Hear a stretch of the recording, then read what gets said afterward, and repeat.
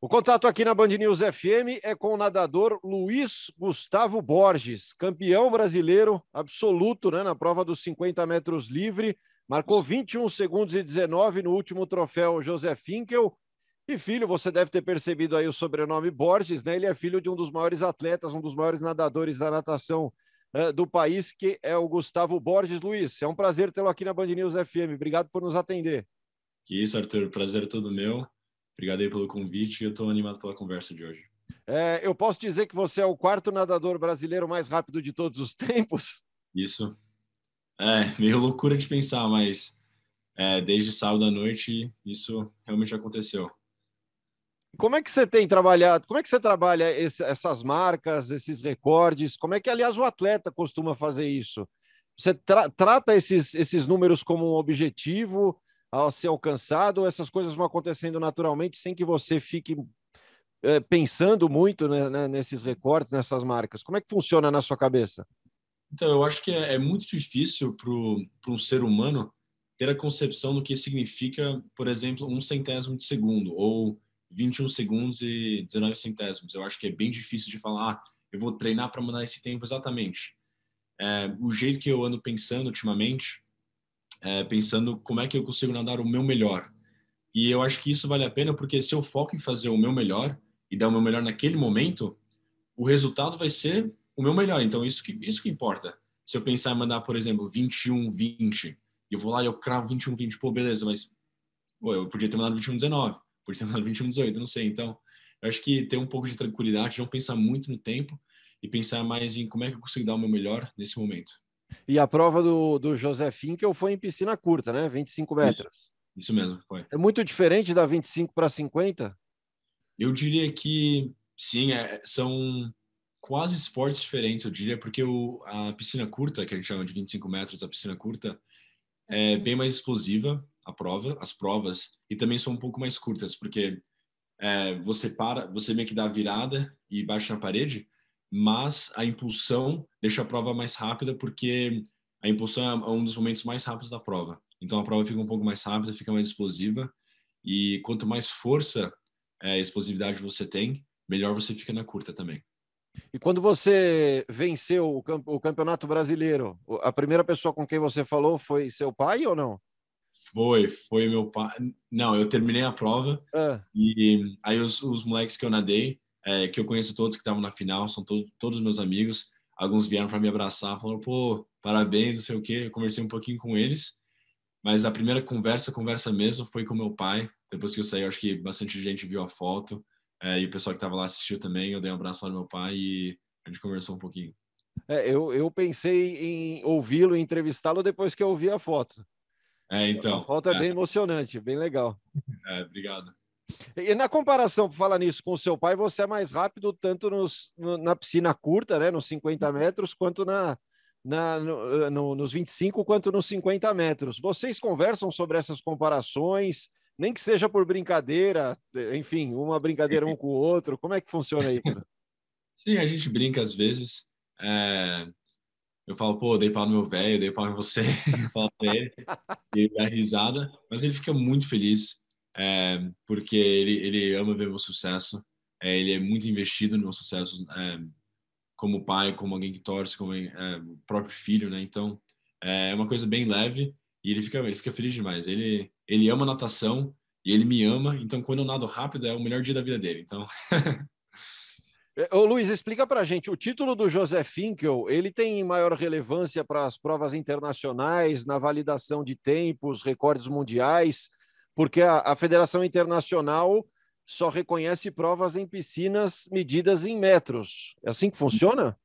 então o troféu José Finkel foi em piscina de 25 metros. Sim, Então, por exemplo, estaria validado um recorde naquela piscina, mas não em jardas. Então, por sim. exemplo, aqui nos Estados Unidos, eu andei na faculdade, eu treino em jardas. Eu acho que aí não vale um recorde mundial, mas de 50 e 25 metros, as provas valem pela FINA, né? Eu acho que controla isso.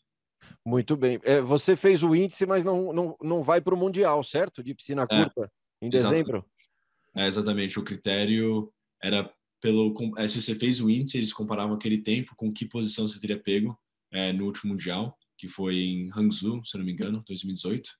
E pelo critério, eu seria o 21º nessa lista de convocados e só vão 20. Então, não vou para o Mundial. Então, era um critério prévio já, né? Eu já sabia disso. Inclusive, eu sabia que eu precisava mandar 21,18.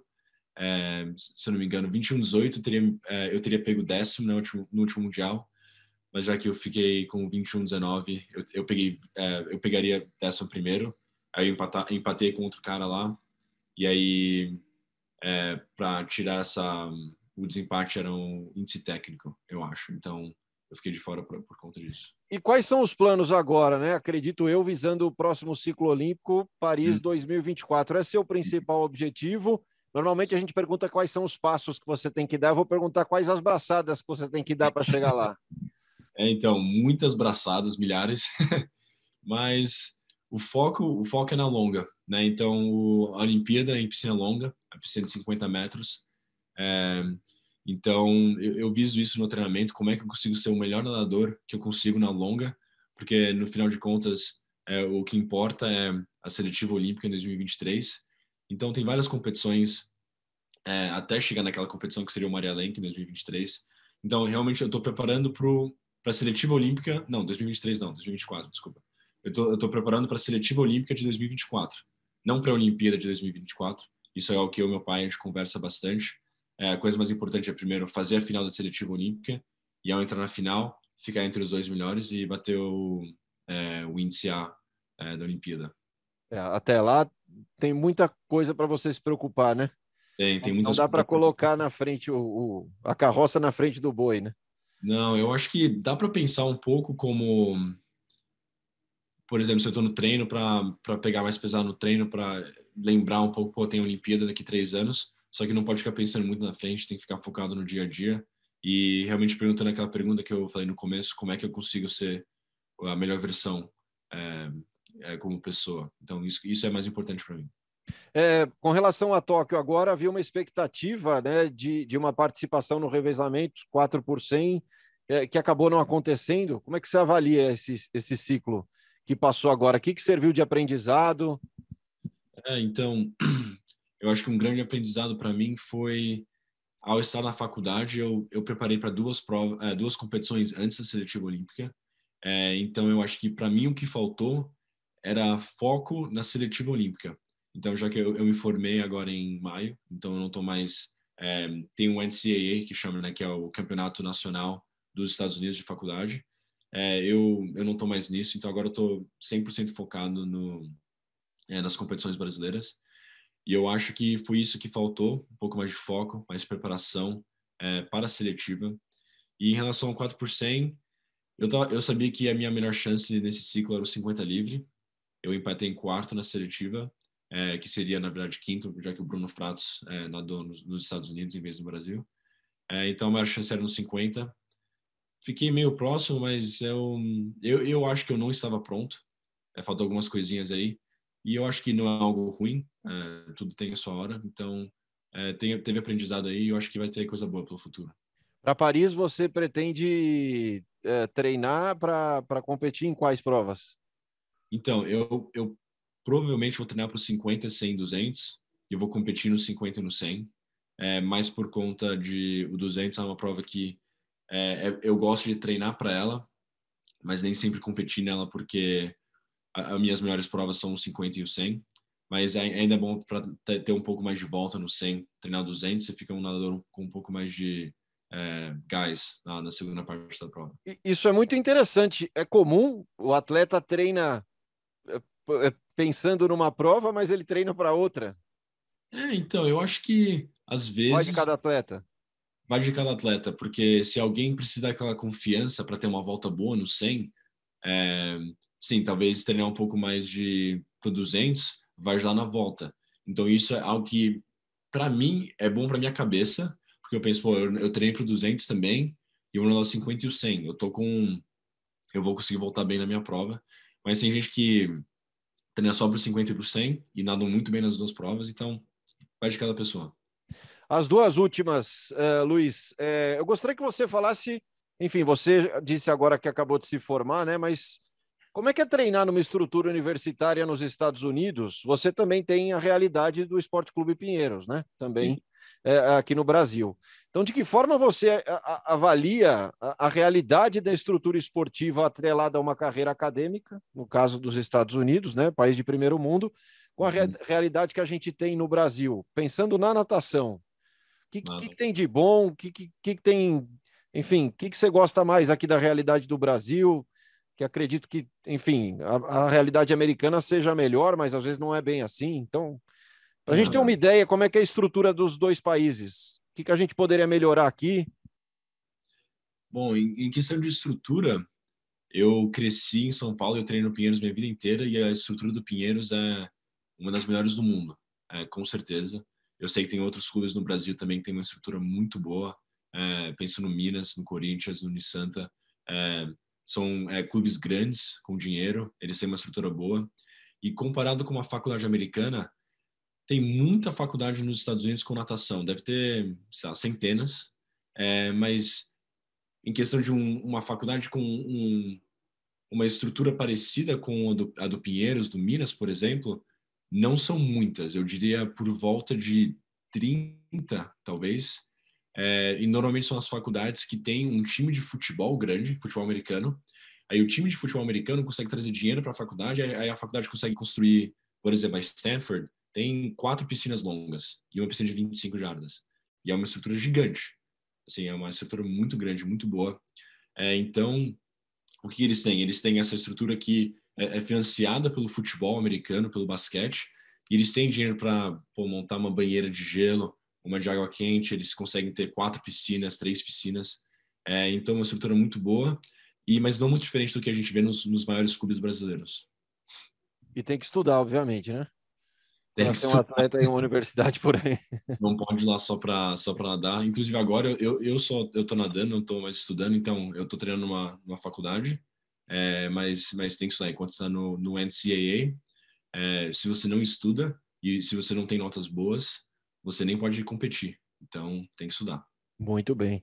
E a última, eu li numa entrevista que sobre o fato de você ser filho do Gustavo Borges, aliás, a sua mãe também é da natação, né? E com a sua mãe, como é que funciona Então, minha a mãe, relação? ela foi nadadora também, ela nadou em 2 Olimpíadas. Sim? Muitas pessoas não sabem disso, mas ela nadou em 2 Olimpíadas pela Espanha, foi campeã europeia. Ela nadou na Universidade de Flórida também. E eu diria que a relação que eu tenho com meus pais e minha irmã é muito, muito boa. A com meu pai é mais focada em natação e também trabalho, essa área de business que nós dois gostamos bastante. Então eu converso bastante com meu pai sobre natação, essas coisas, só que com minha mãe não é tão focado em natação. E quando minha mãe nadava, ela nadava tipo 10.000 quilômetros, não, desculpa, 10 quilômetros por dia. Então ela nadava muita coisa. E hoje em dia ela não gosta tanto de nadar, mas com minha mãe, normalmente a gente conversa sobre coisas, por exemplo, yoga, alongamento, mindfulness, uma coisa mais um pouquinho diferente de treino e natação, áreas que ela gosta bastante e que eu pude trazer um pouco para minha vida também. Muito bem. E sobre ser filho do Gustavo Borges, né? Você dizia que teve 3 fases com relação a isso. Uma em que você se sentia mais pressionado, a outra mais tranquilo, e a última, ó, eu sou eu, meu pai é meu pai. Como é que você lida agora com essa situação, tendo ele como referência? Porque não dá para a gente, como jornalista, entrevistá-lo sem falar do seu pai, né? Obviamente.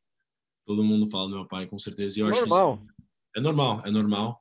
Eu acho que não é algo que ninguém deveria falar, pô, vai machucar o Gustavinho falar essas coisas, eu acho que não. É, e hoje em dia eu lido de uma forma boa.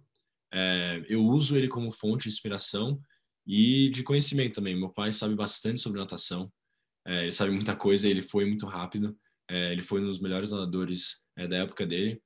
Então eu uso ele como uma fonte de coisa boa. Eu converso com ele, tem vezes que eu ligo para ele e falo, pai, pô, o que você acha que eu devia fazer no treino? Me dá uma dica aí. Ou quando a gente está junto em pessoa, a gente assiste vídeo de natação juntos, a gente trabalha nossa técnica juntos. Então é algo bem natural, bem e tranquilo. Hoje em dia eu não penso muito mais nesse aspecto de, pô, eu tenho que fazer isso, eu tenho que ser melhor do que meu pai. É uma coisa mais natural, porque a carreira de nadador é curta, e se eu ficar toda hora pensando, pô, tem que fazer isso, tem que fazer aquilo, eu não vou curtir a minha vida, e aí minha vida vai acabar e eu vou ter sofrido. Então, é melhor ficar mais tranquilo. Mas está só começando, viu, Luiz? E Obrigado. parabéns aí pelos seus números. Aliás, você já nos números que eu observei da Universidade de Michigan, onde seu pai esteve também, os seus números são melhores. Os meus tempos são melhores. Os tempos, isso. Mas os campeonatos que ele ganhou quando ele estava lá, ele andou bem rápido. E isso que acontece, né? Nos anos 90, os tempos que a gente nada hoje em dia são muito mais rápidos que dos anos 90, 80, mas isso não tira as coisas que eles conseguiram fazer naquela época. Tanto o Gustavo, o meu pai, o Xuxa, os tempos dele hoje em dia talvez podem não ser tão rápidos, mas os caras têm muitas medalhas olímpicas, então... Claro, claro. Opa, é por isso que ele escreveu o nome da história da natação, né? Exatamente. E esperamos que você faça o mesmo. Luiz Gustavo Borges, campeão brasileiro na prova dos 50 metros livre, no último troféu José Finkel, trabalhando, treinando duro para chegar, quem sabe, aos Jogos Olímpicos de Paris em 2024. Obrigado pela conversa, pela entrevista, Luiz. Aquele abraço para você. Valeu. Obrigado.